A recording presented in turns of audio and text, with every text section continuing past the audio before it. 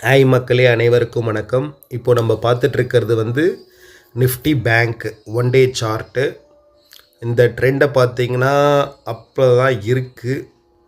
5 டேவை பொறுத்த வரைக்கும் இன்ட்ராடே வந்து எப்படின்னா, நேற்று ஆக்சுவலாக நம்மளுடைய வீடியோஸ் பாருங்கள். நேற்று ஸ்ப்ரெட்டு வந்து பார்த்திங்கன்னா 500 பாயிண்ட் போயிருக்கு பேங்க் நிஃப்டி மட்டும்.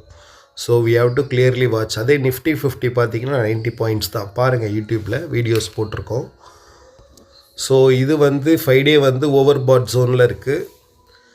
1 மந்த்து நல்லா கிளியராக இருக்குது. இன்னும் ஒரு 3 பாயிண்ட்ஸ் அப்பில் ஏறணும்.